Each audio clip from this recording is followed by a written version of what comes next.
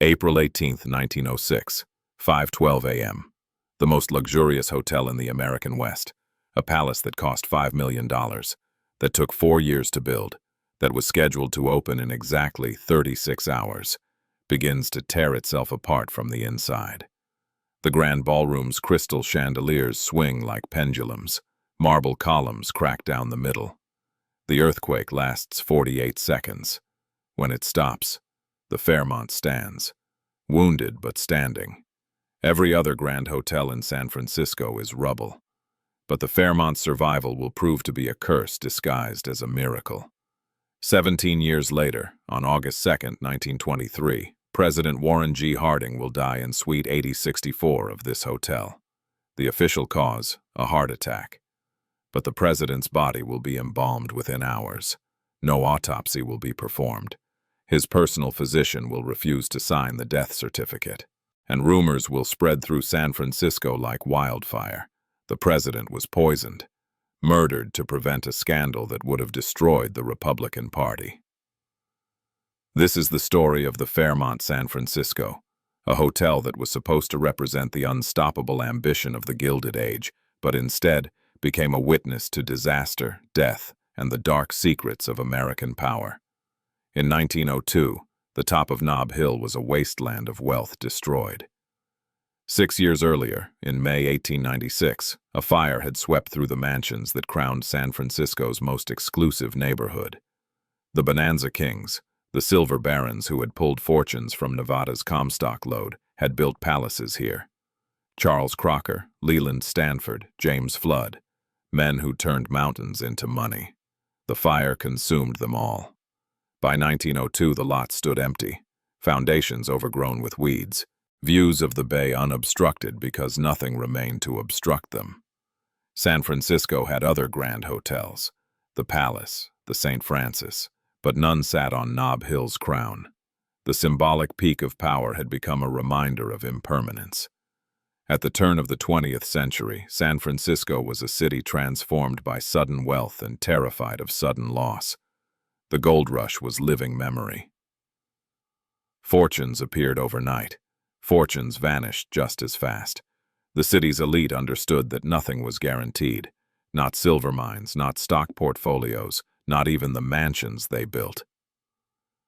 Tessie Fair didn't care. The daughter of James Fair, one of the Bonanza Kings, Tessie had inherited $20 million, roughly $600 million in today's currency. She was 23 when her father died. Beautiful, headstrong, and completely uninterested in the quiet life expected of wealthy women. She married Herman Oelrichs, a shipping heir, and they lived between New York and San Francisco with a single ambition: to build something that would last. In 1902, Tessie stood at the corner of California and Mason Streets, at the absolute summit of Nob Hill, and made a decision that would define both her fortune and her legacy. She would build the greatest hotel in the American West, not just another hotel, the hotel.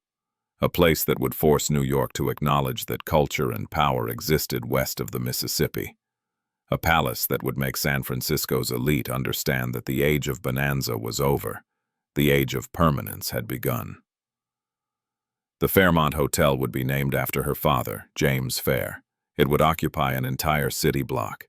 It would have 600 rooms, ballrooms that could host 1,000 guests, and a lobby designed to make visitors feel small. It would cost $5 million. Construction began in 1903. Tessie Fair Oelrichs did not build the Fairmont alone. She hired the best architect money could buy, James and Merritt Reed, a father-son architectural firm that had already transformed San Francisco's skyline. The Reed brothers understood that in a city where earthquakes were inevitable, building big meant building smart.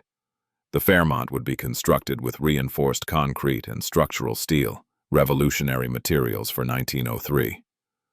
The foundation went 30 feet into Nob Hill bedrock. The exterior would be clad in white terracotta, giving the building the appearance of carved marble, while remaining lighter and more flexible. The design was unapologetically grand. The main entrance on Mason Street would lead into a lobby 40 feet high, supported by massive columns of artificial marble. The grand ballroom, the crown jewel, would be 60 by 90 feet, with a ceiling covered in gold leaf. 16-foot-tall mirrors, crystal chandeliers imported from Europe, a space designed to make even millionaires feel awed. 600 guest rooms spread across 7 floors, each room with its own private bathroom, an extraordinary luxury in 1903. Hot and cold running water, electric lights, telephones connected to the hotel switchboard. The Fairmont was being built as the most technologically advanced hotel in America, but luxury meant nothing without location. The hotel sat at 950 feet above sea level, the highest point in San Francisco. From the upper floors, guests would see the entire city spread below them, the bay to the east, the Pacific to the west, the Golden Gate Strait to the north. It was geography as power statement. To stay at the Fairmont was to literally look down on the rest of San Francisco. Construction took 4 years. Costs ballooned to $6 million, a staggering sum that included custom furniture from France, silk wallpaper from China, and 2 pipe organs for the ballrooms. Tessie Fair Oilricks personally approved every detail: the carpets, the doorknobs, the design of the hotel stationery. By March 1906, the Fairmont was complete. The furniture had been delivered, the staff had been hired. The opening was scheduled for April 20th, 1906. Invitations had been sent to every person of importance in California. It would be the social event of the decade. On April 18th at 5:12 in the morning, the San Andreas Fault tore the city apart. The earthquake lasted less than a minute. It felt like hours. The Fairmont Hotel, perched at the summit of Nob Hill, swayed but did not collapse. The Reed brothers' obsession with structural integrity paid off. While the Palace Hotel crumbled and the St. Francis buckled, the Fairmont's steel frame held. Cracks appeared in the walls, chandeliers shattered. But the building stood. For about 3 hours it seemed like a miracle. Then the fire started. The earthquake had ruptured gas lines throughout San Francisco. Broken water mains made firefighting impossible. By noon, 50 separate fires had merged into a firestorm that moved through the city like a living thing. It burned for 3 days. It consumed 28,000 buildings. It killed an estimated 3,000 people, though the city government would officially report only 400 deaths to preserve San Francisco's reputation. The Fairmont was directly in the fire's path. On the afternoon of April 18th, as flames climbed up California Street, hotel staff made a desperate attempt to save the building. They hauled buckets of water from the hotel's reserve tanks. They soaked carpets and hung them over windows. They removed furniture from the lower floors, hoping to starve the fire of fuel. It didn't matter. At 3:00 p.m. on April 19th, flames reached the Fairmont. The wooden interiors, the silk wallpaper, the custom furniture, the gold leaf ceilings, turned the hotel into a furnace. By evening, the Fairmont was a shell. The exterior walls stood, white and ghostly against the smoke-filled sky, but inside, everything had been incinerated. The ballrooms were hollowed-out caverns. The 600 guest rooms were charred skeletons. Tessie Fair Oilricks had lost everything, or so it seemed. The morning after the fire, when San Francisco was still smoldering, Tessie made her way to Nob Hill. She stood in front of the Fairmont, or what remained of it, and made a decision that would define her legacy. She would rebuild. Not someday. Immediately. While other property owners in San Francisco filed insurance claims and argued with banks, Tessie Fair Oilricks hired a new architect, Julia Morgan, a 34-year-old woman who would later become famous for designing Hearst Castle. Morgan was tasked with an impossible job: reconstruct the interior of the Fairmont in 1 year using the surviving exterior walls. It was a race against perception. San Francisco's elite were fleeing to Los Angeles, to New York, to anywhere that felt safe. If the Fairmont didn't reopen quickly, the message would be clear: San Francisco's golden age was over. Morgan worked 16-hour days. The reconstruction cost another $4 million, money Tessie borrowed against her inheritance. By December 1906, the Fairmont's lobby had been rebuilt. By March 1907, 200 guest rooms were functional. The grand opening was scheduled for April 18, 1907, exactly 1 year after the earthquake. It was a symbolic date, chosen deliberately. The Fairmont would represent San Francisco's refusal to die. On opening night, April 18, 1907, 1,000 guests filled the grand ballroom. They danced under new crystal chandeliers. They drank champagne in rooms that smelled of fresh paint. They pretended the earthquake had never happened. But it had happened. And the earthquake had revealed something about the Fairmont that would shape its future. It was a building that survived catastrophes, but absorbed them. The walls had stood, but everything inside had burned. It was a metaphor the hotel would repeat for the next century. The Fairmont would survive. But it would never be innocent. Between 1907 and 1923, the Fairmont became what Tessie Fair Oelrichs had always intended, the social and political heart of San Francisco. Walking into the Fairmont's lobby in 1910 was like entering a small European kingdom. The 40-foot ceilings made conversations echo. The marble floors reflected the crystal chandeliers, creating the illusion of infinite space. Doormen in gold-trimmed uniforms stood at attention. The message was clear before you spoke to anyone. This place was not for everyone. The guest rooms were studies in controlled opulence. Silk wallpaper in pale gold and cream, 4-poster beds with hand-carved mahogany frames, writing desks positioned by windows that overlooked the bay. Every room had a private bathroom with Italian marble fixtures, still a rarity in 1910, even in luxury hotels.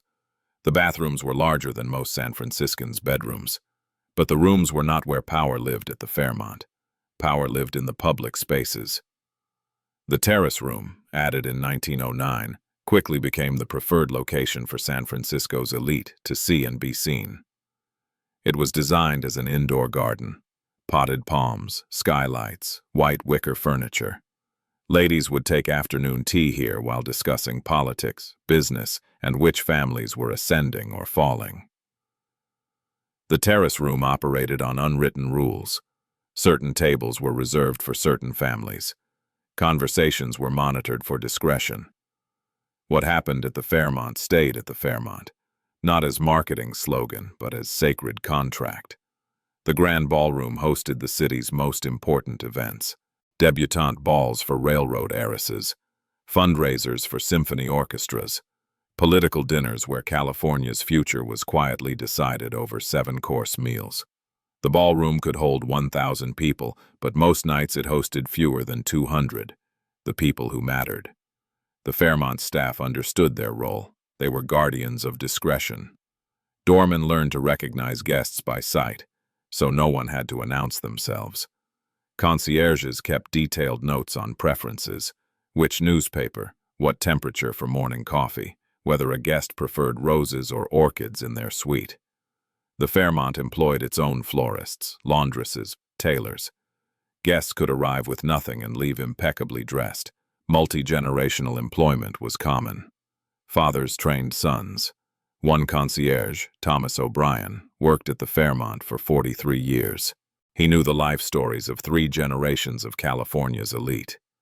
He knew who was having affairs, who was going bankrupt, who was about to make a fortune in real estate. He kept every secret. Famous guests arrived constantly. Charlie Chaplin stayed in the Fairmont while filming in San Francisco. Sarah Bernhardt performed in the ballroom. President Theodore Roosevelt visited in 1911 and declared it the finest hotel west of the Mississippi. But beneath the glamour, the Fairmont was also a place where California's elite made decisions that shaped the state's future. In private dining rooms, railroad executives decided which towns would get train stations and which would be bypassed. Banking families divided up San Francisco's commercial real estate. Political bosses brokered deals that determined elections. The Fairmont's discretion protected more than affairs.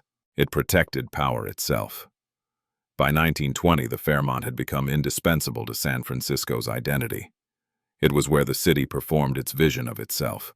Cultured, civilized, sophisticated, but this performance required forgetting certain truths. The Chinese Exclusion Act was still in force. Japanese immigrants were being systematically driven out of California. The labor movement was being crushed by private security forces hired by the same families that danced in the Fairmont's ballrooms. The city's elite attended charity galas at the Fairmont to help the deserving poor, a category that excluded most of the people who actually lived in San Francisco. The Fairmont's discretion meant more than privacy. It meant amnesia. And in August 1923, that amnesia would be tested when President Warren G. Harding died in Suite 8064. Before we continue with President Harding's mysterious death, if you're enjoying this deep dive into dark history, please take a moment to subscribe to the channel. We bring you these thoroughly researched stories every week. And I'm curious, where in the world are you watching this from? Drop your country in the comments below. Now let's get into one of the strangest presidential deaths in American history. On July 26, 1923, President Warren G. Harding's train pulled into San Francisco.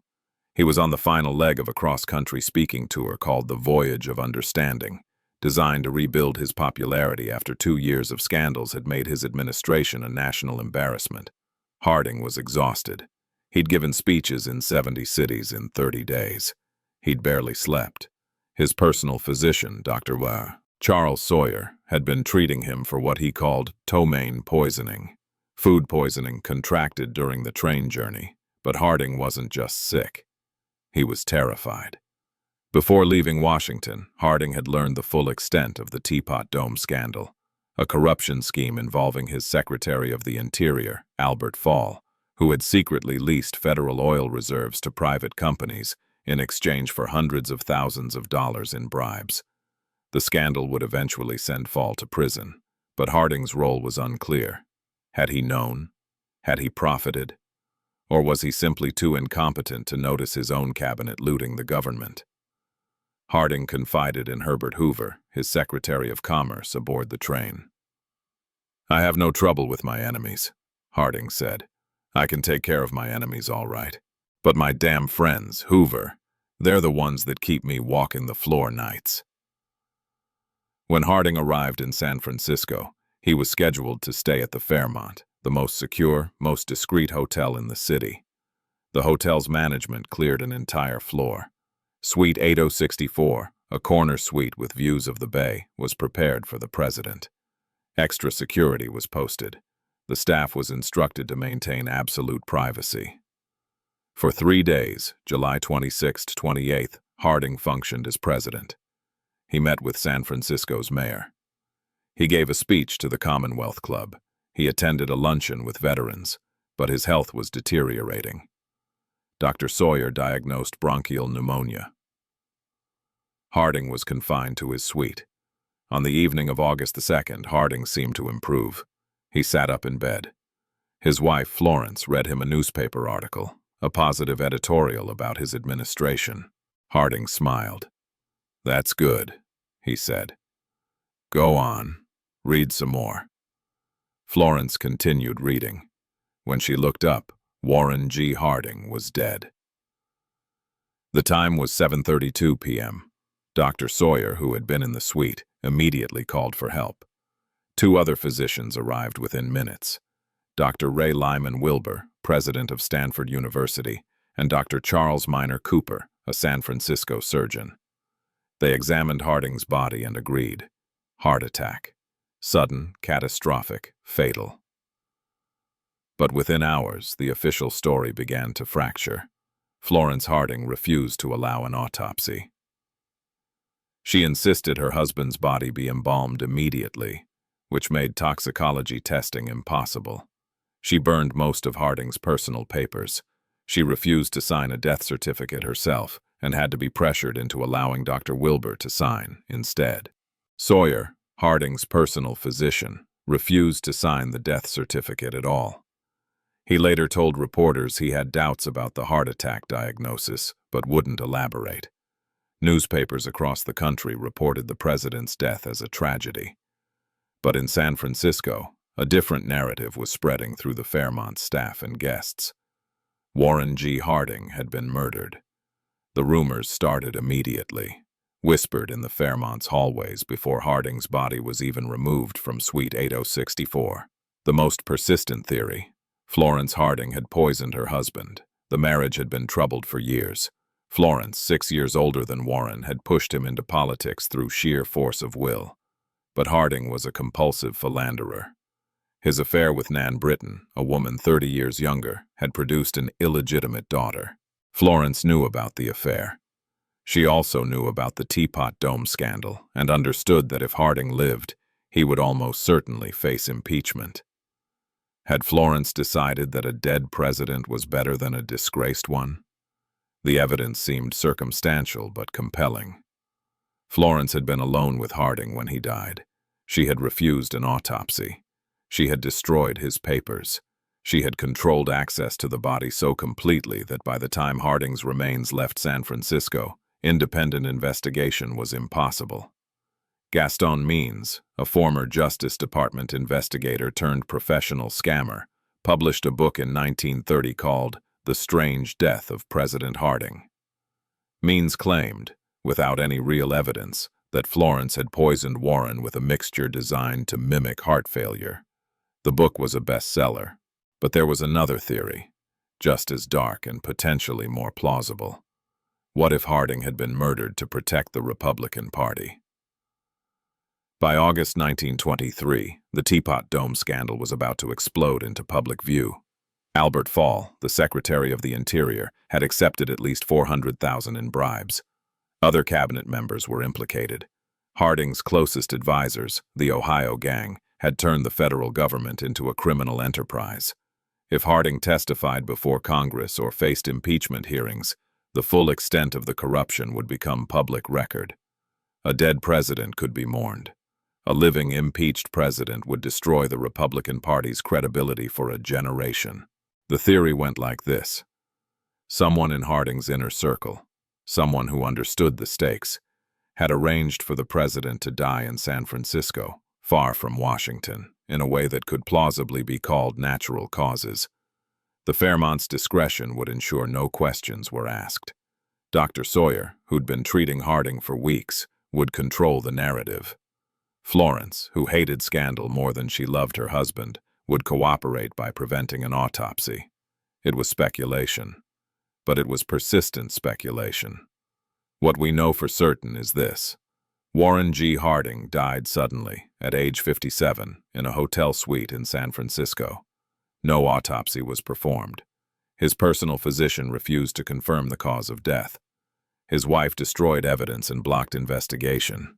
The official diagnosis, heart attack, was based on a brief examination of a man whose body was embalmed within hours of death. The Teapot Dome scandal broke 2 months later. Albert Fall went to prison. The Republican Party suffered catastrophic losses in the 1924 elections. Herbert Hoover, who'd been with Harding on the train, later wrote that Harding died of a broken heart over his friend's betrayals. A metaphor or a diagnosis, no one was sure. But what happened to the Fairmont? For the hotel, Harding's death was both tragedy and vindication. The president had chosen the Fairmont as his final refuge. He had died in its care. The hotel's reputation for discretion, for protecting powerful men even in death, was cemented. Suite 8064 was quietly taken out of service. The Fairmont's management never officially acknowledged that a president had died there, but everyone knew. Guests would ask to see the room. Staff would give vague directions. The suite became a ghost story, whispered about but never confirmed. In the decades that followed, the Fairmont cultivated its connection to Harding without ever explicitly discussing his death. The hotel's promotional materials mentioned that President Harding stayed here in 1923. They did not mention that he never left. It was discretion as marketing strategy. The Fairmont's promise had always been this. Whatever happens here, we will protect you, even after death, especially after death. The mystery of Harding's death has never been solved. Most historians now believe it was a heart attack, that Harding's lifestyle, stress, and poor health killed him in exactly the way Dr. Wilbur described. The refusal to perform an autopsy was Florence's grief and paranoia, not evidence of murder. But the uncertainty matters more than the truth. Because the fact that we don't know, that we can never know, is what defines the Fairmont's relationship to power. It is a place where secrets go to die, and where the dead keep secrets forever. The story gets even stranger from here. Before we dive into what happened next, if you haven't subscribed yet, please do. It helps us keep making these in-depth documentaries. And seriously, drop your country in the comments. I love seeing where these dark history stories are reaching. Let's continue. After Harding's death, the Fairmont faced a choice about its identity. It could have distanced itself from the tragedy, removed all reference to Suite 8064, scrubbed the president's death from its promotional materials, pretended it never happened. Many hotels would have made that choice. Death is bad for business, especially mysterious death. The Fairmont did the opposite. Through the 1930s and 1940s, the hotel quietly cultivated its reputation as a place where history's darkest moments unfolded behind closed doors. Suite 8064 remained out of service, but the Fairmont never explained why. Guests were told the suite was under renovation, a renovation that lasted decades. The ambiguity was intentional. It kept people talking. The hotel's discretion became part of its luxury offering. Famous guests knew they could conduct affairs, negotiate business deals, or host political meetings without fear of exposure. The Fairmont staff became legendary for their ability to unsee and unhear. Marriages were protected, careers were preserved, secrets accumulated like interest. But the Fairmont's relationship with darkness was more complicated than simple discretion. In 1945, the United Nations Charter was drafted in the Fairmont's garden room. Delegates from 50 nations gathered to create the documents that would establish the UN. It was a moment of hope, the world rebuilding after unimaginable destruction. And it happened in a hotel that had survived its own destruction in 1906 and witnessed a president's mysterious death in 1923. The irony was not lost on observers. The Fairmont had become a place where death and renewal coexisted, where catastrophe and survival were equally possible. It was, in many ways, the perfect metaphor for the 20th century itself. By the 1960s, the Fairmont had expanded significantly. New wings were added. The hotel now had 600 rooms again, the same number planned in 1906 but never achieved until 60 years later. The Tonga Room, a tiki bar built inside the hotel's original swimming pool, became one of San Francisco's most famous attractions. The Crown Room, a rooftop restaurant added in 1950, offered 360-degree views of the city. The Fairmont was thriving, but it was thriving on a foundation of carefully managed amnesia. Very few guests knew the full story of Suite 8064. Even fewer knew about the 1906 fire that had gutted the hotel before it ever opened. The Fairmont's marketing emphasized luxury and history, but avoided darkness. It wanted to be known as the place where presidents stayed, not the place where presidents died.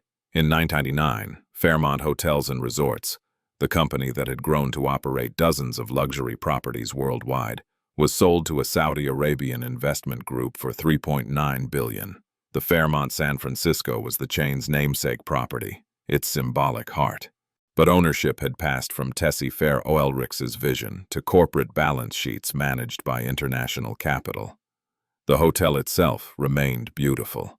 Renovations had updated the infrastructure while preserving the 1907 interiors. The lobby still featured 40-foot ceilings and marble columns.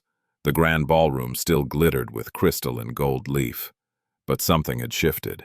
The Fairmont was no longer a place where San Francisco's elite lived and worked. It was a place where tourists paid $600 per night to take photos of a lobby designed for people who never had to announce their importance. Suite 8064, the room where President Harding died, was finally returned to service in 2013, 90 years after his death. It was rebranded as the Presidential Suite. Guests could rent it for $8,000 per night.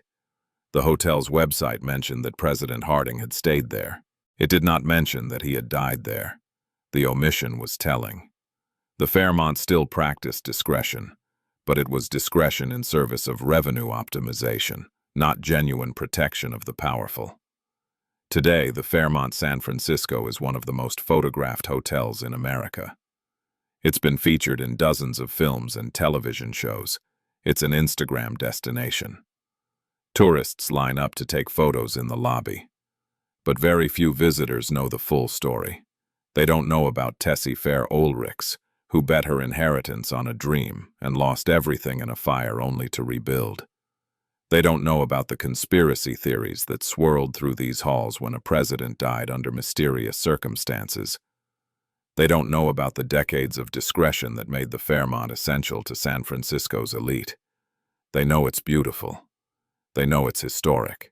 They know it survived the 1906 earthquake. They don't know what it cost to survive.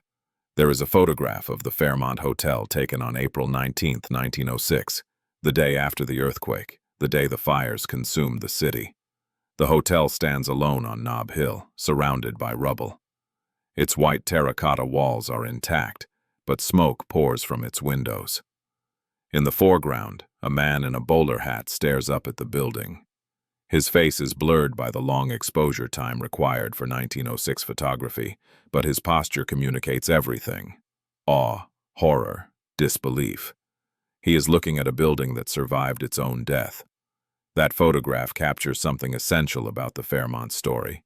It is a building that was supposed to be impossible, a luxury hotel on a fault line, a palace built in a city that burned every generation. Its survival was never guaranteed. Its existence was always a kind of defiance. But survival comes with costs. Tessie Fair Ulrichs went bankrupt rebuilding the Fairmont after the 1906 fire. She sold her shares in the hotel in 1918 and died in 1926, largely forgotten by the city she tried to shape. The Fairmont survived. She did not. Warren G. Harding came to the Fairmont seeking refuge and discretion. He found both, but he also found death, or death found him. Whether it was murder or heart attack, the mystery itself became part of the hotel's identity. The Fairmont kept Harding's secret so well that we still don't know what really happened in Suite 8064. The lesson of the Fairmont is this: buildings remember what people choose to forget. We remember the 1906 earthquake as a natural disaster. We forget that it destroyed a city built on stolen land, a city where Chinese immigrants lived in segregated quarters and where working people died in tenement fires, while the rich rebuilt mansions on Nob Hill. We remember Warren G. Harding as a mediocre president who died in office. We forget that his death prevented a reckoning that might have exposed the full corruption of his administration. We remember the Fairmont as a beautiful hotel. We forget that its beauty was built on Tessie Fair Ulrichs' desperation to matter, that its luxury depended on staff who were paid to be invisible, that its discretion protected both love affairs and crimes. The Fairmont has survived 118 years, longer than most American institutions. It survived an earthquake. It survived a fire. It survived a president's mysterious death. It survived changes in ownership, culture, and economy. But survival is not the same as victory. Today, the Fairmont is a corporate asset, managed by algorithms that optimize room rates and predict customer behavior. Its history is marketing copy. Its discretion is branding. The powerful still stay there, but they're a different kind of powerful. Tech executives and international tourists, not railroad barons and political bosses.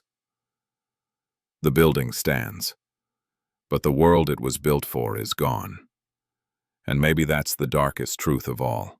The Fairmont promised permanence in a city defined by catastrophe. It promised discretion in an age that demanded it. It promised luxury that would last forever. But nothing lasts forever. Not fortunes. Not secrets. Not even the most beautiful buildings on the most exclusive hills. The Fairmont survived.